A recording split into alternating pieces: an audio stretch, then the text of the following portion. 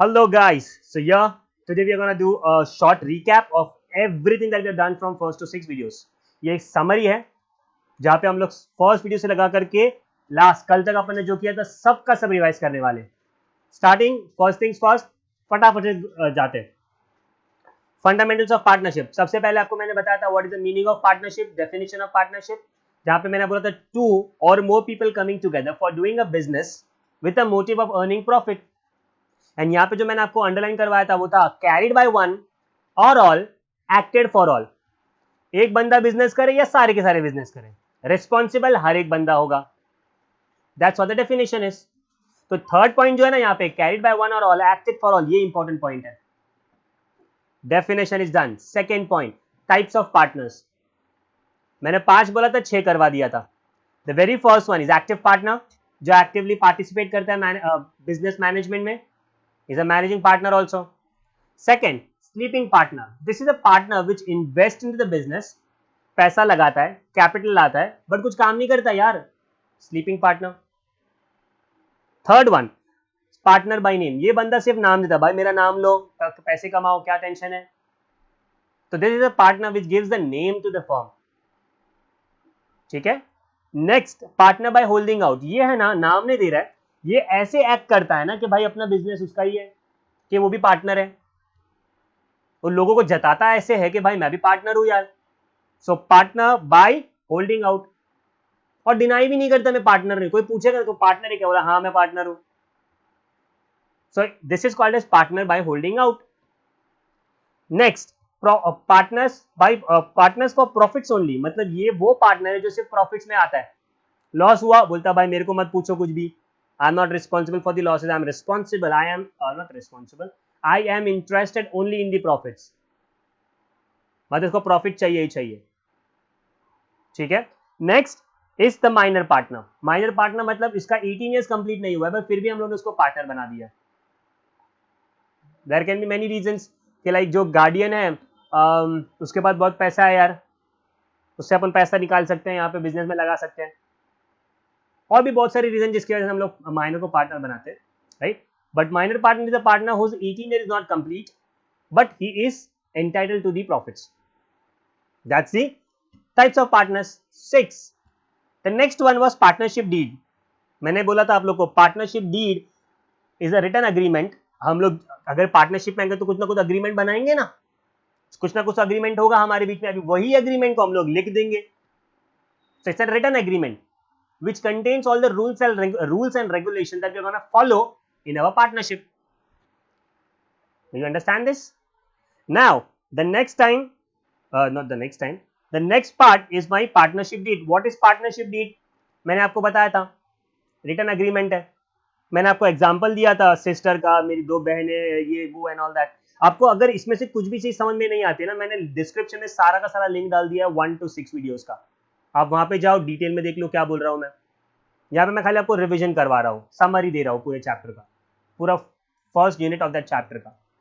So partnership deed is a written agreement. अगर हमने partnership deed बनाया है, रजिस्टर करवाया है, तो we have to strictly follow as per the deed,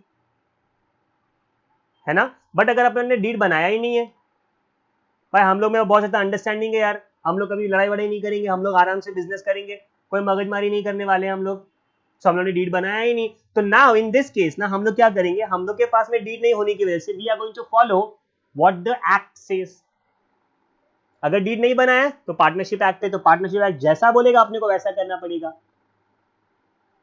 now on what conditions, on what cases this problems might arise, मतलब कौन से ऐसे पॉइंट्स है जिसमें ये प्रॉब्लम आ सकती है।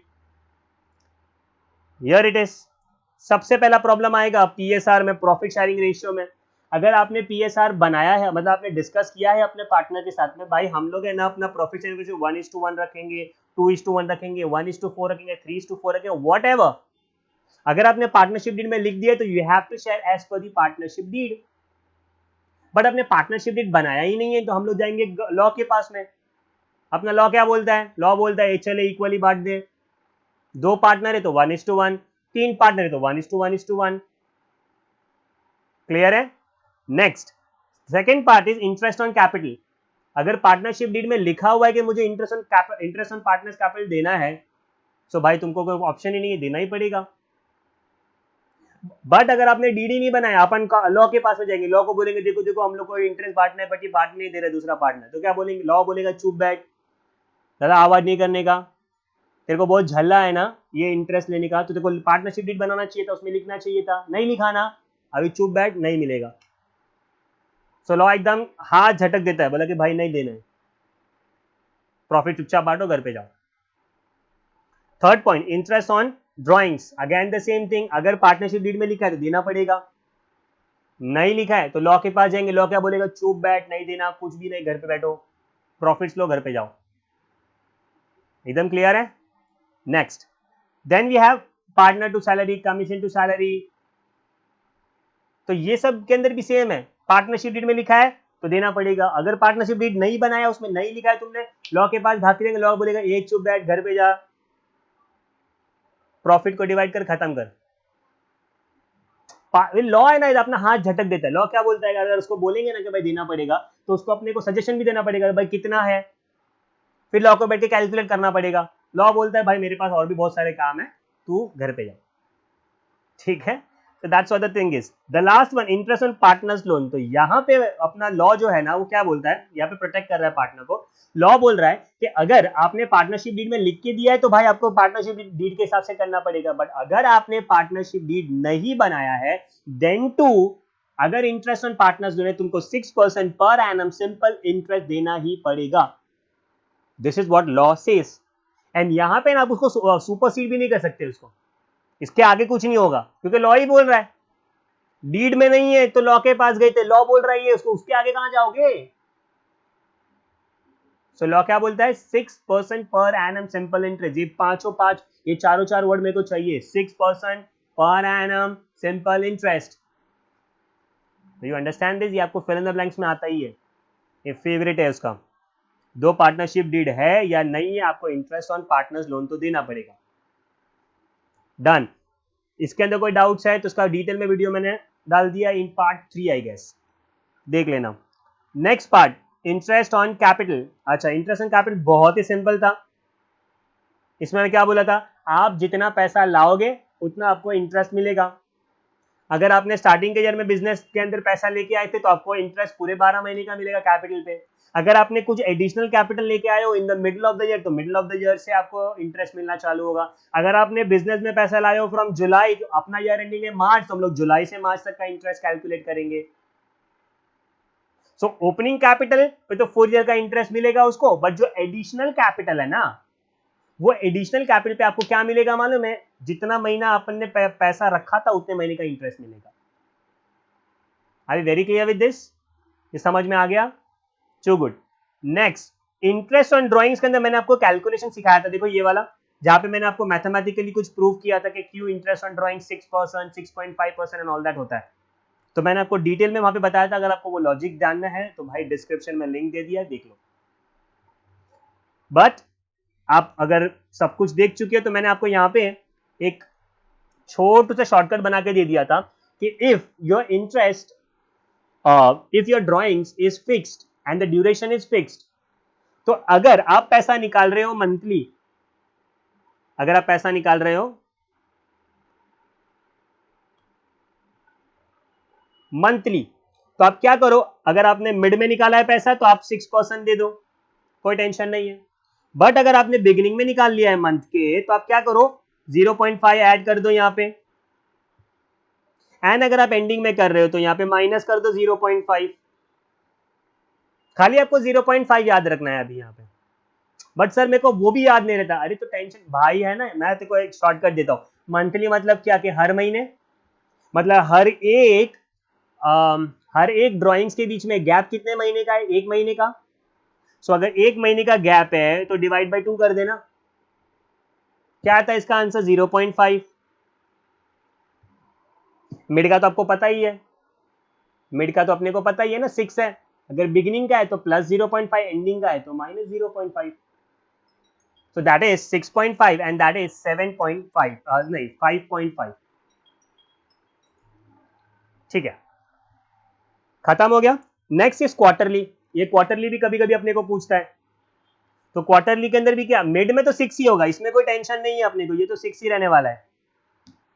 ये तीनों तीन में है, मंथली में भी 6 है, क्वार्टरली में भी 6 है, और हाफ ईयरली में भी 6 ही है। बट अभी यहां पे अगर क्वार्टरली है ना, तो आप क्वार्टर मतलब क्या, 3 महीना। सो हम लोग यहाँ पे क्या करेंगे, डिफरेंस 3 मंथ्स का है, तो 3/2 दैट इज 1.5। सो अगर आपने बिगिनिंग में किया तो it will be 6 plus 1.5 that is 7.5, and नीचे आप जाओगे एंडिंग में अगर आप विड्रॉ कर रहे हो तो -1.5 कर देना है। डिटेल इंफॉर्मेशन, डिटेल एक्सप्लेनेशन मैंने वो वीडियो में डाल दिया है, आप लिंक पे क्लिक करो, वहां पे जाके देख लो। बट अभी के लिए आपको समझ में आ रहा है ये रिवीजन के अंदर कैसे हो रहा है। एंड अगर आपको नहीं जानना है इसका लॉजिक क्या है तो रहने दो, यहीं पे समझ लो, याद रख लो इसको। सो 666 मीडियम मिड में आएगा। अगर बिगिनिंग के अंदर है तो +0.5 मंथली के अंदर, +1.5 क्वार्टरली के अंदर, एंड अगर आप हाफ ईयरली कर रहे हो तो यहाँ पे +3 आ जाएगा। चलो हाफ ईयरली का मतलब मुझे बताओ सर, हाफ ईयरली मतलब साल के बीच में, मतलब 6 महीने में 2 ही बार होगा हाफ ईयर ना, 6 मंथ्स। तो 6/2 किया तो मुझे 3 आता है। सो अगर आप हाफ ईयरली कर रहे हो तो बिगिनिंग में हुआ तो 9/12 आएगा, एंडिंग में हुआ तो -3, तो 3/12 हो जाएगा। Do you understand this? Simple, that's the story of interest on drawings. Interest on partners capital tension नहीं देता है ना अपने को बोलेगा भाई इतना कैपिटल, इतना sorry, interest on partners loan. Interest on partners loan क्या बोलते हैं भाई, तुम्हारा इंटरेस्ट, तुम्हारा लोन का अमाउंट इतना है, तुमको इसके पर इंटरेस्ट देना, खत्म, और कोई इंफॉर्मेशन नहीं देगा। अपन दिमाग लगाएंगे और बोलेंगे इंटरेस्ट का रेट नहीं दिया तो 6% पर एनम सिंपल इंटरेस्ट पे दे देंगे। यहाँ पे कभी कभी ट्रू एंड फॉल्स में पूछता है कि it is been calculated at 6% simple interest, wrong answer, पर एनम भी चाहिए मेरे को वर्ड। कभी कभी बोलता है simple 6% per annum compound interest, wrong, नहीं चाहिए मेरे को, सिंपल इंटरेस्ट ही चाहिए। ठीक है, सो पार्टनर्स लोन के इंटरेस्ट को तो बहुत सिंपल है, खाली याद रखना है 6% per annum simple interest, and it will be done. The next one was PNL account and PNL appropriation account, ये मैंने बताया था आप लोग को। इसका मैंने क्रक्स आपको अगर मैं दे दूं तो ऐसा होगा कि अगर आप है ना कभी भी कोई एक्सपेंस है या इनकम है जो आप बाहर वाले से कर रहे हो या बाहर वाले को दे रहे हो तो वो अपना हो जाएगा पीएनएल अकाउंट। एंड अगर आप कोई भी एक्सपेंस है इनकम अपने ओनर के लिए कर रहे हो तो वो अपना हो जाएगा PNL appropriation account. For example अगर आपने सैलरी अपने मैनेजर को दिया तो अपना हो जाएगा पीएनएल अकाउंट, बट अगर वही सैलरी अगर अपन ने अपने पार्टनर को दिया तो ये हो जाएगा पीएनएल अप्रोप्रिएशन अकाउंट।